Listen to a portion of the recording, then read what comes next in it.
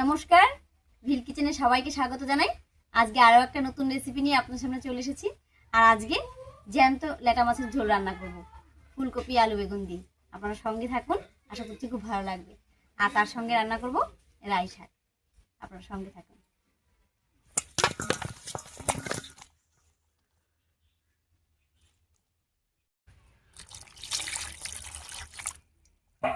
সবগুলো ল্যাটা মাছই দেখুন কত সুন্দর বড় বড় আর একেবারে জ্যান্ত। তবে রান্নাটা আজকে কিন্তু পেঁয়াজ রসুন দেবো না, এমনিই করব।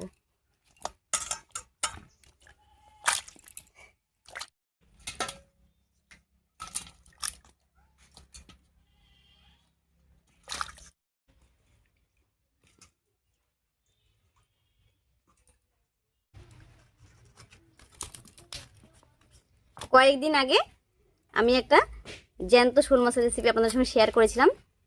তো তার মধ্যে অনেকেই কমেন্ট করেছিলেন যে মাছটা কাটার সময় আমি কেন স্কিপ করে দিয়েছি। আসলে জ্যান্ত মাছ কাটার সময় কিন্তু অনেক রক্ত বেরোয়, আর এত রক্ত আমার মনে হয় ক্যামেরার সামনে আনাটা ঠিক না, তাই জন্যই স্কিপ করে দিয়েছিলাম।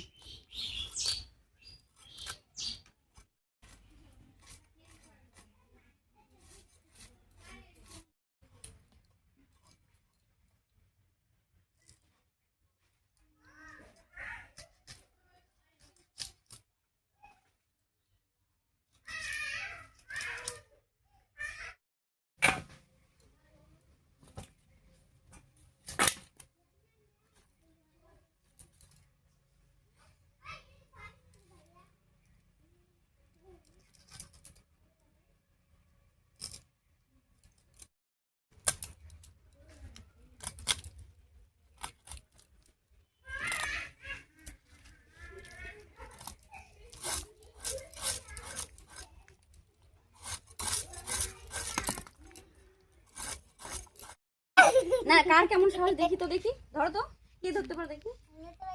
ওইভাবে না, হাতে আমার মতো করে এরকম করে।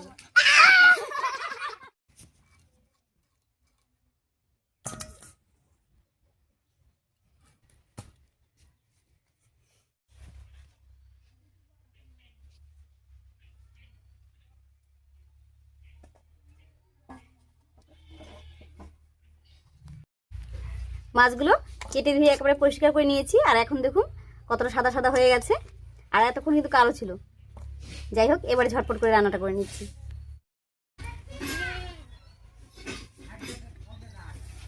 উনুন জ্বালিয়ে কড়াই বসিয়ে দিয়েছি। এবারে শুকনো খোলায় কয়েকটা মশলা ভেজে নেব।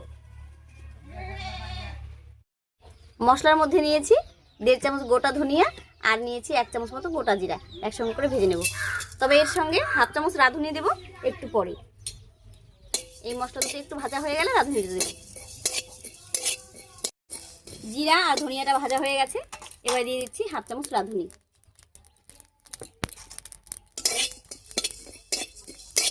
একবার শিল নোড়ায় নামিয়ে নিচ্ছি।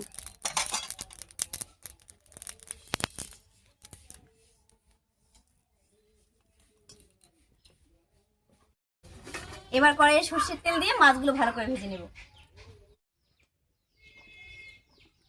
তেলটা গরম হতে থাক, মাছটা আমি হলুদ লবণ দিয়ে মেখে নিচ্ছি।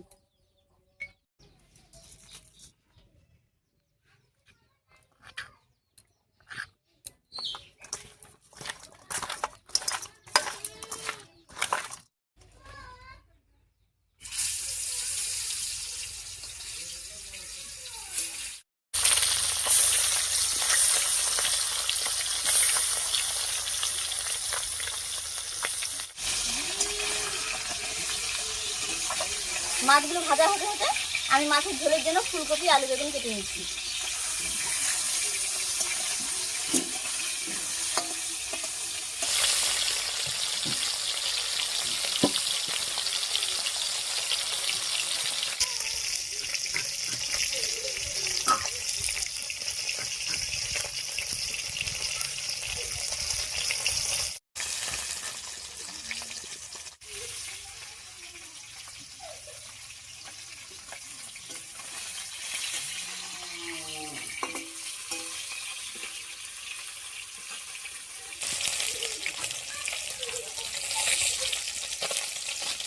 নতুন আলু, তাই আর ছুলে দিলাম না, এমনি দিয়ে দিলাম।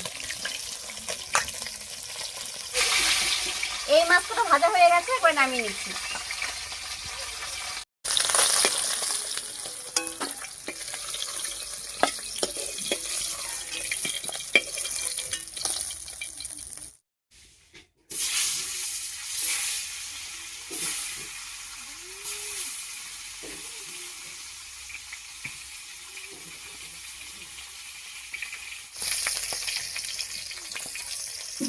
সবগুলো মাছ ভাজা হয়ে গেছে, একবার নামিয়ে নিচ্ছি।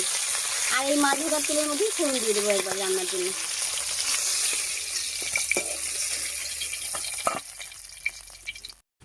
আর ফোড়ন দেবো গোটা জিরা আর তেজপাতা দিয়ে।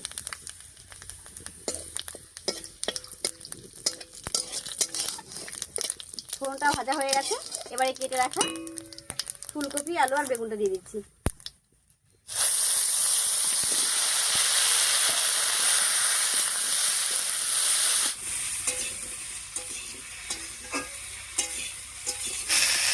সব সবজিগুলো দিয়ে একটু নাড়িয়ে নিলাম। এবার স্বাদ মতো লবণ, হলুদ আর কাঁচা লঙ্কা দেবো।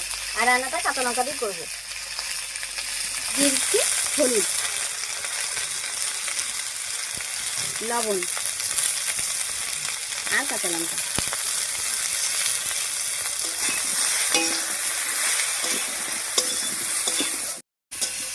হলুদ, লবণ আর লঙ্কা দিয়ে একটু নাড়িয়ে নিলাম।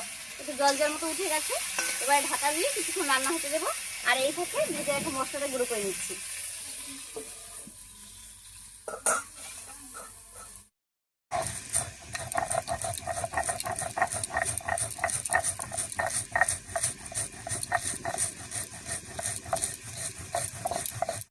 এই ভাজা মশলাটা বাটার সময় এত সুন্দর একটা গন্ধ বেরোয়, দারুণ লাগে। আর এটা রান্নাও দিলে কিন্তু খেতে দারুণ লাগে।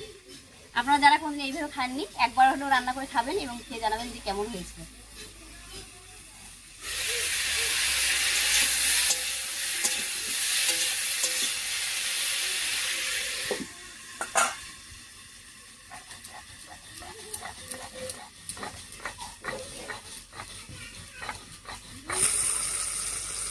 ঢাকা দিয়ে 4-5 মিনিট রান্না করে নিয়েছি, এবার ঢাকাটা তুলে নিচ্ছি। আর সব সবজিগুলো দেখুন একটু ভাজা ভাজা মতো হয়ে গেছে, আর অনেকটা রান্নাও হয়ে গেছে। এবার এর মধ্যে ঝুলে ঝুলে জল দেবো, তবে তার আগে দিয়ে দিচ্ছি একটুখানি লাল লঙ্কার গুঁড়া, যাতে রান্নার কালারটা ভালো হয়।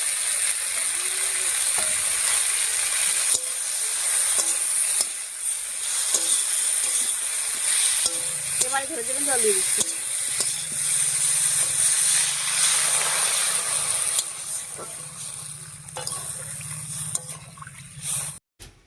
জলটা খুব ভালো করে রান্না হতে থাক, আর এই ফাঁকে আমি রাই শাকটা পরিষ্কার করে ধুয়ে কেটে নিয়ে আসি।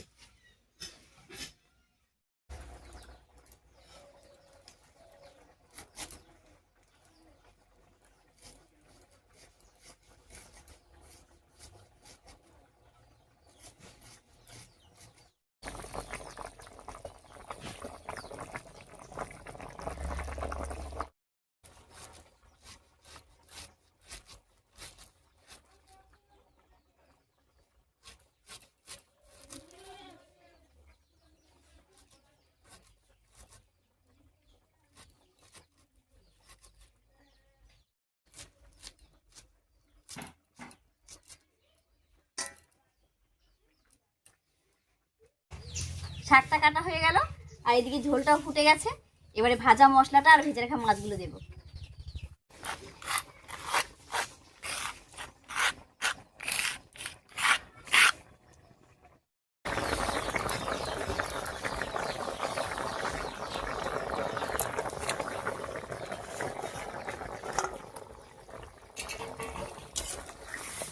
ভাজা মশলাটা আর মাছটা দিয়ে নাড়িয়ে নিলাম।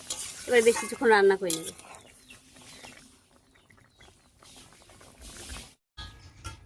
মাছের ঝোল একদম রেডি হয়ে গেছে, তবে ঝোলটা একটু পাতলা পাতলা আছে। এখান থেকে 2-3 টুকরো আলু আমি হাতা দিয়ে ভেঙে দিচ্ছি।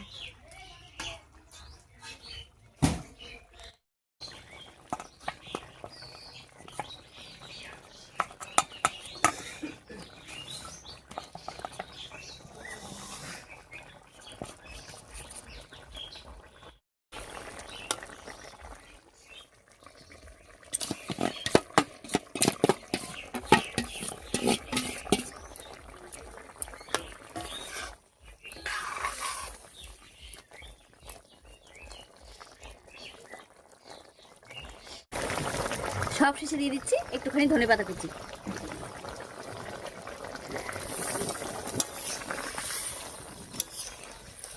মাছের ঝোল একদম রেডি হয়ে গেছে, এবারে নামিয়ে নেব।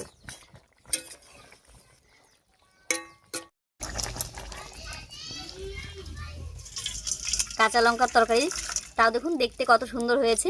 আর এটা গরম গরম ভাতের সঙ্গে খেতে কিন্তু দারুণ লাগে। এবারে শাকটা রান্নার জন্য কড়াইয়ে দেবো সামান্য একটুখানি সরষের তেল।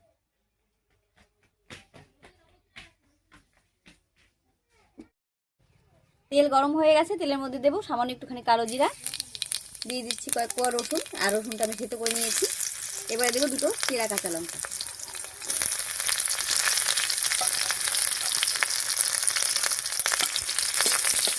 রসুন কাঁচা লঙ্কা ভাজা ভাজা হয়ে গেছে, এবারে শাকটা দেবো।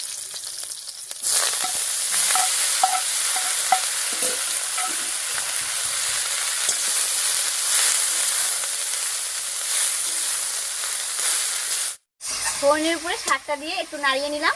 আর শাকটা একেবারে কচি ছিল, কমে অল্প একটু হয়ে গেছে। এবার দিয়ে দিচ্ছি লবণ।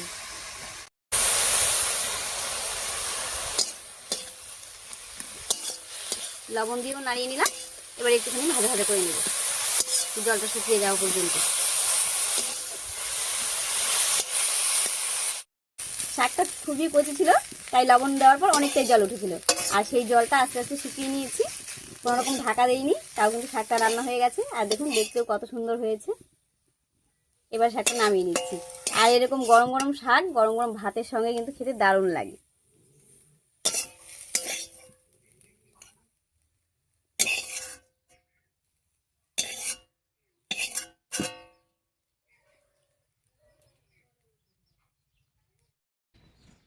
আর সঙ্গে যদি থাকে এরকম পাতলা মাছের ঝোল, একেবারে কাঁচা লঙ্কা চেরা দিয়ে, এটা কিন্তু দারুণ লাগে খেতে।